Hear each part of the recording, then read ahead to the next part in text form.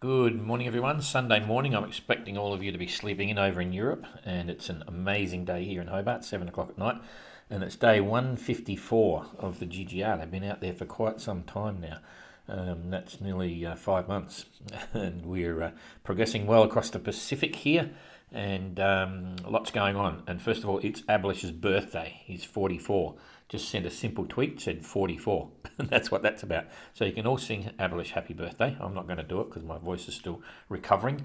Hopefully I'll get it back soon. Excuse me. And get back to normal. But anyway, it's all looking pretty reasonable today.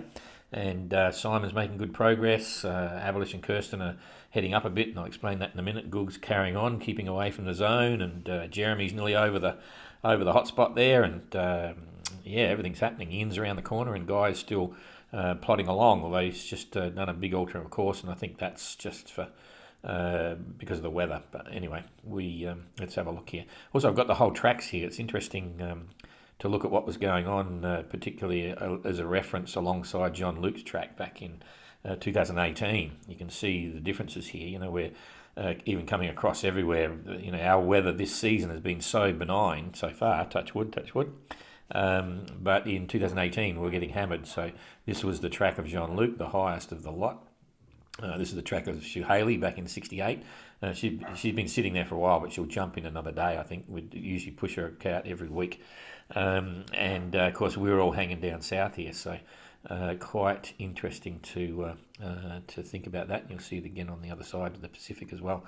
So Guy's just following the breeze, I think, at the moment. We haven't had any word from him for a while. We're just about to send him a message and say, is all okay? I think what's happening is, as you know, he's got free use of the sat phone. He's talking to his team and so on, but he's might think that he's already out of the GGR, but he's not until he gets in line with the longitude of Hobart, and at that point it shuts down. It's not just triggered on the date of the 31st, so we'll send him a g'day message and see how it's going. I'm sure everything's good. He's making good speed, 5.9 knots. He did 93 nautical miles in the last 24 hours, and he's got a great breeze there, southwesterly, probably 25, gusting 30, and having a good time compared to what he had the other day. You can see his track there. It was all a bit of a nightmare. So still have no real indication where he's going. I think he's just following the breeze here. But we'll find out. We've asked him we sent him a message and said, how's it going? What's up? And let's wait and see. So his weather's looking pretty cool. 24 hours from now, he's got this sou'wester coming along the bottom. It may be he's pushed up this way because he's got the forecasting. We know he's got good forecasting coming out of Australia. He knows what's happening, so he's just on the edge of it there. He probably thinks, okay, I don't need to be that far south. I can ride with this and just roll over the top of it, which is here. So he's in a very good position. Got plenty of breeze on the 7th. And then next day on the 8th, it starts to get a bit light, but he'll like that stuff. It'll be coming across here. So let's wait and see what he's up to, but certainly no issues or concerns for Guy at the moment. That's pretty straightforward. So again, here's Jean-Luc's course over the Tasman Sea. He came in between Stewart Island there and carried on straight around. And we've all been down here, blah, blah, blah. So that's kind of interesting. Ian's done a great job. He was, plotting to get around the Bounty Islands here. He's given it a pretty wide berth, even in amongst his strong northerly winds here. We haven't given him a weather alert. I've been following this on Windy, and forecasting is 25 to 30 knots, gusting up to 40 maximum. He hasn't quite got there yet, but there's some breeze there, and it'll come through, 4-metre seas.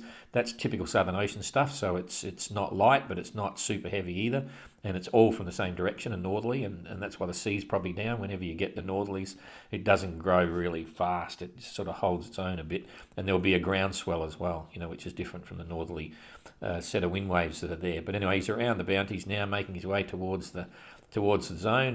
He'll be happy with that. And I'll just you can see Jeremy up here. He's doing pretty much the same. He's been flying actually, 6.5 now. He's doing 7.2s the previous 4 hours. He's been really going for it, and he's pulled out some distance on Ian. Not that that's relevant because he's Chichester, but it doesn't matter. He's now 324 miles out. It was only a day or so ago, and they were, Ian was only 170 behind him or something. So Jeremy has put the pedal to the metal, or whatever you call it, and absolutely hooting along, and he'll be very happy to be doing that. So that's all very good. We'll do the weather on both these guys, so just pull it back a bit so you can see the distinct northerly airflow. We just come forward, and I'll come forward 6 hours or so. In about 6 hours, it's all diminishing and dropping back really quickly. So Jeremy's going to hold that breeze. There's a big high pressure here, so but he's still got a nice breeze. And Ian's is backing off and it's swinging a little bit to the east to start with. That's in 12 hours, and that's in 24 hours. All of a sudden it's behind him. He'll be happy, making distance, and Jeremy's the same. So 24 hours from now, they're still sailing well. And then on the 7th, that's the next day, Ian's going to run into some light stuff, but he'll still be making progress. He'll still be making 3-4 knots probably. And Jeremy will be sailing well in this. He'll have everything up and going for it because the sea state should be quite mild. If we go to waves here, yeah, 2.5 metres. Jeremy will be loving that, and even Ian. It's all backing off a bit, so they get a bit of a break. That's on day 2. By the 7th, they'll be up in here. So the next few days for them looks very good.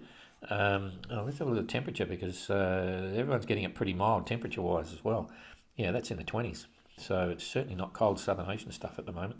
It's very mild temperatures, mild winds, all the rest of it. So no complaints. Everything looks good. Cloud cover-wise, both got sun, so Jeremy knows where he is. The same with Ian. He'll nail that. And there's some rain behind him, but Ian's got water. There's some rain there. There's nothing up here for Jeremy, but anyway, all looks pretty good. So they're all pretty happy on that one. And coming across, you can see it's a big high pressure cell here, but there's no one up the front getting this light stuff. Goog's gone along. Check out the course of Jean-Luc in relation to the no-go zone. He was way north. No one was worried about hugging down here because there was more than enough breeze to share with everyone back in 2018. But our guys have been boom, boom, bounce off the zone, and Goog's pretty happy. He's currently doing 5.4 knots. He's done a reasonable day, 112 nautical miles. So it's not been strong, but it's filled in a bit again now. So he'll be okay with that. And if we look at going forward for Goog, this is by tomorrow, 24 hours later, solid westerlies all behind him. So he'll pick up the speed. Next day, so day 2, again, this on the 7th, he's missing this big blow that's going to come over for Kirsten and Abelish. And we're on a roll, so he's in a pretty good position. He'll pick up a little bit on the back of this, a bit of breeze, but nothing to worry about. And then by then it's moved right the way forward, so he's in behind it, and he's got a clean run for the next few days. So Goog can relax. Everyone's talking to everyone by the look of it. They're all in comms, so that's kind of nice. Okay, so what's going on with Kirsten and Abelish? So you can see what's happened. We've given them. Haven't given them a detailed weather forecast yet because it's simply too early. We're more than 48 hours away from the impact, from the time it's going to impact on their situation. Nonetheless, we've developed a bit of a game plan, and it's not suggesting for a minute that what we're talking about is correct or anything other than advice. And what we've said, in the nature of this high coming across, we've advised them there's a large, physically large, intense low coming, and we've suggested that they don't go south of 49 south, which was about where Kirsten was when we advised them. We said stay north of 49 south, and the program with that is to try and keep them away from the centre. You probably saw the video and the post on Facebook advising that. So it's not going to save them, or that's a bad word. It's not going to do much other than maybe giving them a slightly better exposure to consistent winds and more consistent seas rather than coming south. So I'll roll this through and you'll see what's going. We'll forget about Simon for a minute. You'll see how the graphic here interprets what's happening. So first of all, this is their current position. By the time, in 2 days, you can assume that they're going to be about 280 miles further advanced. So they're going to be, Kirsten's going to be around about here somewhere. So just at the end of her name, somewhere there. She won't be further south. She's probably going to be parallel to her name, somewhere around about there. And then Abelish is going to probably be, he might even go higher. I'm not sure yet. It'll be up to him. It's just an advisory. We tell him, he's going to be in a longitude of about where Kirsten is now, and Kirsten's going to be down about here somewhere.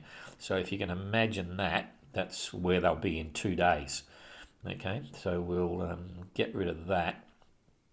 Leave it with the wind, get rid of that, hit this, and you'll see what's going to happen. And then I'll show you on windy as well, because this model here may not necessarily be as accurate as windy itself.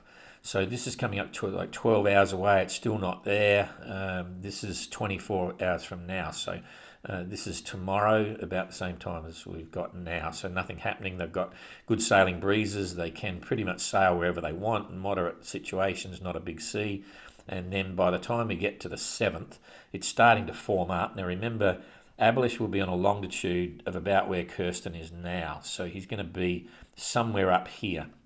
And you can see they're not missing it, right? They're going to get solid norwesterlies. This is going to be really strong, probably 35, 40, gusting 50 and higher. Okay, so but it's a clear, distinct northerly airflow. Kirsten will be some hours behind, northwesterly airflow. Kirsten will be some hours yet before it gets to her. So this is coming through on the 7th. So exactly 2 days from about now. So Abelish will already be in it, and it's just a pretty straightforward northwesterly, and it's moving quite fast. Okay, now it's impacting Kirsten, so she would have been, because she'll be sitting here, by then the seas here. Let's just see what this is saying. Okay, so that's about 7 to 8 meters in there, 7-8 metre-ish sort of stuff. The big stuff's coming up behind here. So 7-8 metres that Kirsten will be getting, and Abelish will be coming out of it, and it'll swing from the northwest on this front. It'll clear, you might get some blue sky, and it'll swing straight away to the west. And they'll be up at this latitude here somewhere. So you can see it doesn't matter whether they're down here or up there, really. They can't miss it. It's too hard to get away from. But it's a northwesterly or northerly changing to a westerly, okay? And so then as it's going through, we've lost the flow. As it's going through, it's starting to intensify behind them, but it's holding that westerly. You can see the wind here. If they're at this latitude here, it's holding westerly, right? And the higher they are, if they're right up here, they've got a lot less wind compared to down here. So that's the game plan, to keep them in this zone here somewhere. And then it's rolling through, and you can see the blue disappears pretty quick. If they're up in this one, they're only getting the reds, and that's 40s, 45s, and maybe 50s. And it rolls through. This is 2 days later, so and then it's starting to drop off. Okay, so that's assuming that the model looks like this when it comes through, okay, and that the centre is down here. And we didn't want them, Kirsten was heading down here, and if you're down here, it gets a lot more intense, and the waves get really crazy, and you get this sort of southerly, southwesterly come up, and so on. So it's a pretty simple thing, and I'm sure that if Abelish and Kirsten saw this, they would be thinking the same. Okay, get high, and we'll get less impact on this, and it's probably the smartest thing to do. So, in fact, I won't even go under windy yet, because it's still 2 days away, and the whole thing can go. But that's generally the game plan that we've suggested. And you can see straight away they've accepted that, and Abelish is heading up. Kirsten's changed course; she's heading up as well. What we did say is, and this is at 50, and there's 40 there. So there's 40. We said don't stay above 49 south, and I've said you could go even up as far as 45 south. It's up to them. They don't have to follow our advice. We just give them an indication. I said, you could go as high as 45, and Abelish has still had some issues with the boat. Maybe you'll go to 45, who knows what. The other thing is we have a westerly waypoint out here, which is a turning. They've got to leave it to port. And the idea of that is we don't want them to get too far towards the coast here and then turn and have to head down to Cape Horn, because when that happens, if you're over here, for instance, and Simon will have to address this issue when he leaves Port of Mont and come back down, this is all a lee shore here. He certainly won't hug the coast and come down. He'll probably come offshore and head down, because at any time, if you're here and you get a huge blow coming from this way, you've got to be careful you don't get blown into a lee shore from over here. And the other thing is when it's blowing this way, some of these systems, it might blow strong from the west for days and days and days. Not a storm, but it builds up a sea which is 5-6 meters. And if you've got to come down this way on the beam, that's exactly the situation you get where it knock down and roll over and things like that. It's happened to many boats. So that's why we put this waypoint here that all the entrants have to leave to port, and it forces them to come down to Cape Horn. But of course now we're giving them advice to stay above it, and they've got to keep moving this way. So we've, for Abolish and Kirsten, we've cancelled the westerly waypoint. It'll be up to them what they decide they want to do. They're free to move anywhere in here, of course, obviously, and they'll make those decisions after we get through this. Now I've got to stress, this storm is quite interesting because it's a storm, it's a gale, it's forecasting very strong winds, big seas, but don't worry, it's not a super duper cell. It's not a big super duper. It's just that we haven't seen many of them, and we look at it and think, oh, obviously we've got to alert the entrants and stuff like that. And so for the GGR, this is it's not news, not unique, but it's it's interesting. So, okay, we're getting a proper storm now. so don't worry. I'm very confident about Abolish and Kirsten. There's no real issues there, and certainly for the next couple of days, everything's fine. And Simon's doing well. If we just watch Simon at the moment, the weather's okay. He's going to go a bit light. He's doing a good job. No reports of any issues. Everything's getting ready at Port-au-Mont, and all looking very good. So the fun continues. Happy birthday, Abolish. We'll update everything again tomorrow, and then by this time tomorrow, it'll be close enough and we will update Kirsten and Abolish tonight as well. But we still won't be giving them direct forecasting to say what you're going to expect. We'll just be reconfirming the information we've given them, and then by this time tomorrow, we'll be 24 hours out of the first effects, and we may be in a position then to be able to give them some forecasting as such, because it can still all change. It's a very volatile area. With the weather, in this part of the world, things can change very quickly, for better or for worse. But there you go. They're not married. It's okay. Thanks for that. We'll see.